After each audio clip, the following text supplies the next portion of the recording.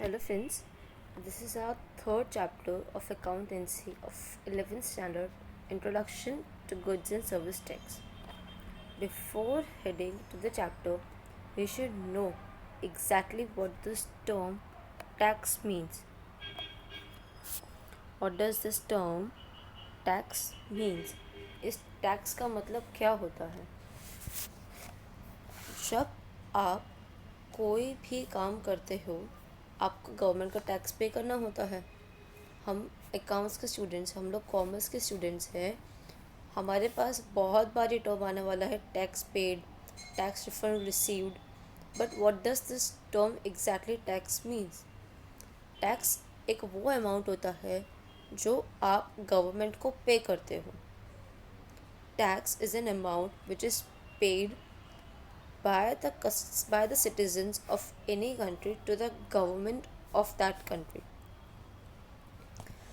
जब आप कोई भी सर्विसेज या गुड्स आप खरीदते हो तो उसके ऊपर टैक्स लगता है और वो टैक्स का जो अमाउंट होता है वो जाता है डायरेक्टली गवर्नमेंट को। Let's understand this concept of tax with an example. एक लड़का है, उसका नाम है वाई। ठीक है, वाई नाम का एक लड़का है, वो कुछ काम नहीं करता है। ठीक है, ही अर्न्स नथिंग। वो सिर्फ घर पे बैठता है और मम्मा की थोड़ी बहुत हेल्प करता है। ठीक है, उस हेल्प के लिए जैसे मिल्क लेके आया, ग्रॉसरीज लेके आया, ऊपर नीचे के काम कर लिए, दही लेके आ गया किसी से, तो उस काम के लिए मम्मा उसको हर बार कुछ अमाउंट देती है। ठीक है, हर बार एक स्टिपुलेटेड अमाउंट उसको मिल जाता है। एक टाइम के बाद सपोज़ उसने एक महीना अप्रैल मंथ पूरा का पूरा काम किया, तो अप्रैल मंथ के एंड में उसको मम्मा ने रुपीज़ दे दिए 200, ये ले तेरी पॉकेट मनी। अब उसने डायरेक्टली तो कोई काम नहीं किया, बट उसने क्या किया, उसने फैसिलिटीज़ प्रोवाइड कर ली ना मम्मी को, कि मम्मी को नीचे नहीं जाना पड़े या मम्मी को यहाँ वहाँ घूमना नहीं पड़े, मैं करके आ जाता हूँ ये काम। तो उस फैसिलिटीज़ के लिए मम्मी ने उसको पैसे दिए at the end of the month which is 200। Same अभी हम लोग कोई भी काम करते हैं, जैसे आप स्कूल जा रहे हो, आप रेस्टोरेंट्स जाते हो, या आप वॉक पे जाते हो जॉगर्स पार्क, तो वो जॉगर्स पार्क बनाने के लिए या आपको एक जगह से दूसरी जगह जाने के लिए आप एसटी बसेस यूज़ करते हो, आप ट्रेन यूज़ करते हो, आप मेट्रोज़ यूज़ करते हो। वो चीज़ें कंस्ट्रक्ट करने के लिए ब्रिजेस आप यूज़ करते हो, बट वो सारी चीज़ें कंस्ट्रक्ट करने के लिए गवर्नमेंट को क्या चाहिए होता है? मनी। और वो मनी कहाँ से आता है? वो मनी आता है जो हमने टैक्स पे किया हुआ होता है, वो गवर्नमेंट जमा करती है और वो जमा किए हुए पैसे गवर्नमेंट यूज़ करती है ये सारी सर्विसेज देने में हमें। ओके, सो गवर्नमेंट हमें डायरेक्टली हेल्प नहीं करती है, बट गवर्नमेंट हमें फैसिलिटीज़ प्रोवाइड करती है कि हमारा काम इजी हो जाए। आज अगर रोड ख़राब है तो हम क्या बोलते हैं कि गवर्नमेंट को बना लेने चाहिए ना रोड्स। आज बहुत ट्रैफिक है तो हम क्या बोलते हैं कि गवर्नमेंट का पे फ्लाई ओवर ब्रिज बना देना चाहिए। आज एक जगह पे जाने के लिए हमारे पास ट्रेन्स कम है तो हम क्या बोलते हैं कि गवर्नमेंट को ट्रेन और बनानी चाहिए। सो वो ट्रेन, वो ब्रिजेस, वो रोड्स कैसे बनते हैं? हमारे दिए हुए मनी से, हमारे पे किए हुए टैक्स से। ठीक है, सो टैक्स का कंसेप्ट ये होता है। नाउ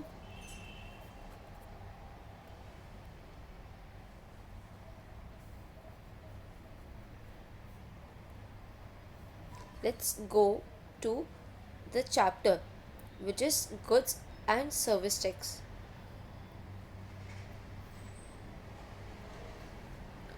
हमारे पास जीएसटी का कंसेप्ट बहुत पुराना नहीं है। जीएसटी अभी रिसेंटली आया है 2017 में, इफ़ वी से अप्रॉक्स 3 years ago। उससे पहले हमारे पास होते थे डायरेक्ट टैक्स, इनडायरेक्ट टैक्स, बहुत सारे। गवर्नमेंट हमसे बहुत सारे डायरेक्ट और इनडायरेक्ट टैक्स से हमसे पैसे कलेक्ट करती रहती थी, थोड़े थोड़े से, नॉट लमसम बट थोड़े थोड़े अमाउंट कलेक्ट करती रहती थी। अब what does exactly direct tax means and what is exactly indirect tax means? Let us understand that. What is direct tax and what is indirect tax? अब अगर हम लोग गवर्नमेंट को डायरेक्टली पैसे पे करते हैं तो उसे हम बोलते हैं डायरेक्ट टैक्स, ठीक है। बट जब हम इनडायरेक्टली गवर्नमेंट को पैसे पे करते हैं तो उसे हम बोलते हैं indirect tax. Now the question comes into your mind, how do we pay the tax directly and how do we pay the tax indirectly to the government? The answer is very simple. अगर आप job कर रहे हैं तो आपके end of the month से जो आपके पास पैसे आते हैं उसको आपको इनकम टैक्स में आप शो करते हैं। उसके बाद जो टैक्स लगाती है गवर्नमेंट उसको आप डायरेक्टली पे करके आ जाते हो। इफ़ आप एक बिजनेसमैन हो तो आपने पूरा का पूरा जितना भी प्रॉफिट्स अर्न किया है पूरे साल में उसका कुछ परसेंटेज आपको गवर्नमेंट को पे करना होता है। वो हो जाता है हमारा डायरेक्ट टैक्स। मतलब हम डायरेक्टली गवर्नमेंट को पे कर रहे हैं और एक इंडिविजुअल ही गवर्नमेंट को डायरेक्टली पे कर रहा है, हमारे बिहाफ पे वो टैक्स कोई पे नहीं कर सकता, तो उसे हम बोलते हैं direct tax. And if we talk about indirect tax, वो हम डायरेक्टली पे नहीं करते हैं गवर्नमेंट को, वो हम किसी के वाया पे करवाते हैं गवर्नमेंट को। जैसे आप एक मूवी देखने गए, आप मूवी देखने गए हो थिएटर में, तो थिएटर वाला आपसे एंटरटेनमेंट टैक्स चार्ज करता है। एंटरटेनमेंट टैक्स चार्ज करता है, वो एंटरटेनमेंट टैक्स हम गवर्नमेंट को जाके पे नहीं करते हैं, हम इनकम टैक्स ऑफिस में जाके जमा नहीं करते हैं, बल्कि हम क्या करते हैं कि 100 रुपीज़ की टिकट है प्लस 50 रुपीज़ टैक्स लगा के हमारे पास आते हैं 150 रुपीज़ की टिकट, और वो 150 रुपीज़ ही हम डायरेक्टली थिएटर वाले को, पीवीआर वाले को हम लोग दे देते हैं। अब उसमें से वो 100 रुपये खुद रखता है और 50 रुपये जमा कराता है हमारे बिहाफ पे गवर्नमेंट को, ठीक है। हम खुद नहीं जाते हैं। हम लोग इफ़ होटल में खाना खाने जाते हैं तो उसके अंदर भी हमारे बिल में कुछ टैक्सेस ऐड होते हैं, वो टैक्सेस हम लोग नहीं पे करते हैं डायरेक्टली गवर्नमेंट को, हमारे बिहाफ पे रेस्टोरेंट ओनर पे करता है।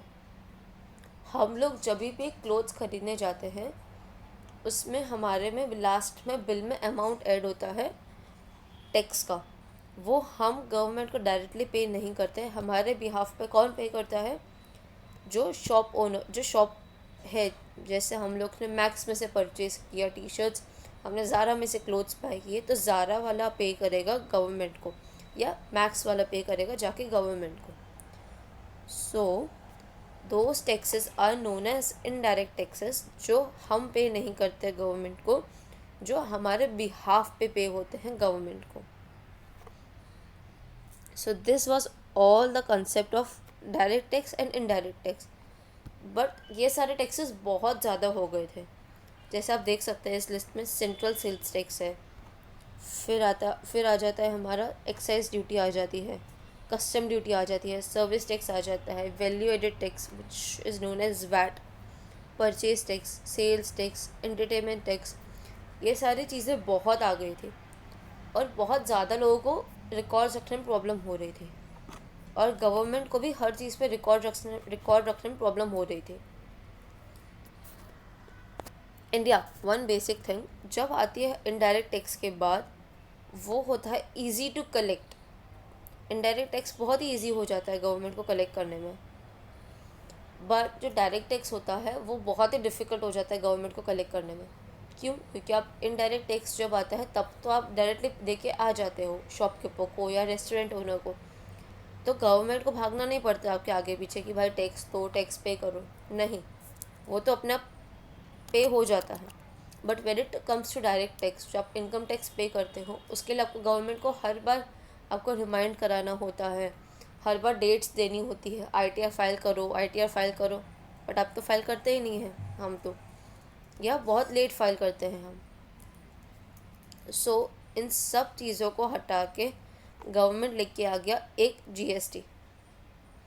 अभी भी हमारे पास डायरेक्ट टैक्सेस तो हमें गवर्नमेंट को ही पे करने होते हैं आईटीआर रिटर्न्स के हिसाब से, इनकम टैक्स रिटर्न के हिसाब से, at the end of a specific time.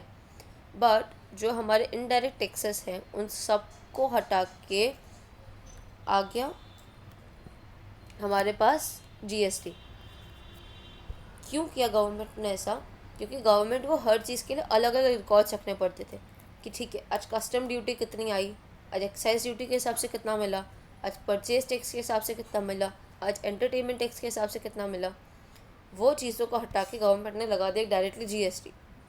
जब आप पहले 2017 से पहले कि अगर आपके पास बिल्स पड़े होंगे तो उसके अंदर आता है हमारा परचेज टैक्स, एंटरटेनमेंट टैक्स आता है हमारे टिकट्स के अंदर।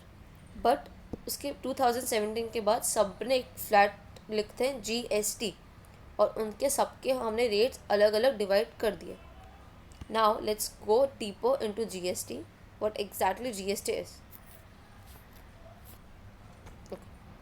Meaning of GST: different taxes of central and state government taxes are withdrawn and goods and service tax are covered.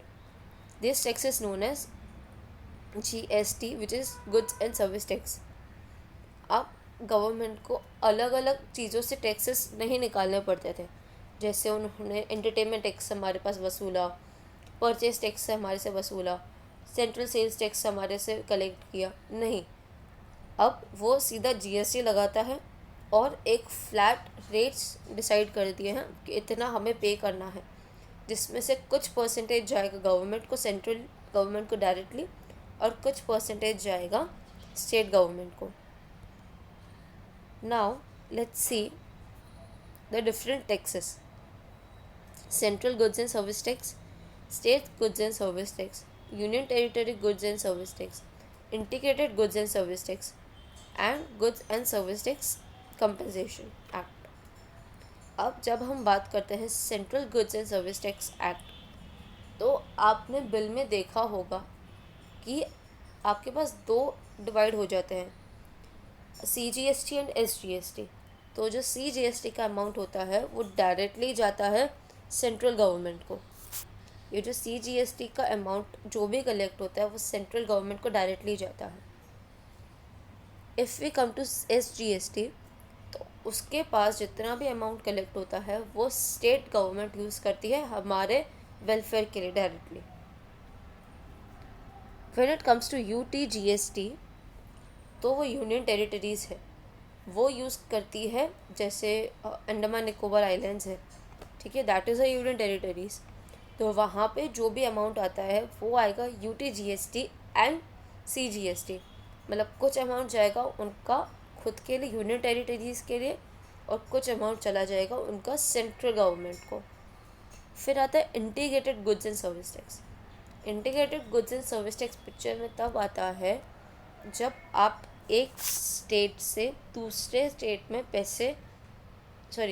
दूसरे स्टेट में आप ट्रांसफ़र कर रहे हैं गुड्स एंड सर्विसेज। सपोजिवली आप है महाराष्ट्र में, आपने परचेज़ किया गुजरात से, तब हमारे पास पिक्चर में आएगा IGST। क्यों? क्योंकि ये इंटर स्टेट ट्रांसफ़र हो गया, inter state movements of goods and services की बात आई। फिर आता है हमारा goods and service tax compensation act. ये पिक्चर में तब आया जब हमारे पास GST आया और लोगों ने बहुत विरोध करना स्टार्ट किया, बहुत ही अपोज करना स्टार्ट किया कि हमारे पास तो बहुत ज़्यादा पैसे कलेक्ट हो रहे हैं GST के अंदर। तो लोगों ने टैक्सेस पे करने कम कर दिया। अगर टैक्सेस पे करने कम कर देते हैं तो एक स्टेट कैसे रन करेगी, है ना। अभी अगर आपको पॉकेट मनी मिलना कम हो जाए या आपके पास पॉकेट मनी बंद हो जाए, तब आप क्या करोगे? अगर आपकी मम्मी से पॉकेट मनी मिलनी कम हो गई तो अभी आप क्या करोगे? आप पापा के पास जाओगे, आप दादी के पास जाओगे, आप दादा के पास जाओगे कि भाई हमें पास पॉकेट मनी तो कम हो गई आना। तो क्या करेंगे आपके दादी दादा या पापा? आपको कुछ पैसे दे देंगे कि लो and do your expenses and run your expenses. वैसा ही सेंट्रल गवर्नमेंट करती है स्टेट के लिए। अगर उनके पास जीएसटी का कलेक्शन कम हो जाता है आना, तो सेंट्रल गवर्नमेंट उसको देती है पैसे कि ठीक है, यू केटर योर एक्सपेंसेस, उसको कंपेंसेशन पे हो जाता है। This is what it is about goods and service tax compensation act. ये कंपेंसेशन तभी मिलता है जब जीएसटी कलेक्शन का अमाउंट एक पॉइंट से नीचे जाता है, ठीक है। So this was all about CGST, SGST, UTGST, IGST and State Compensation Act, and all about GST and direct tax and indirect tax. In the next video we will see the meaning and the special features of GST. Thank you. Stay connected for the more videos.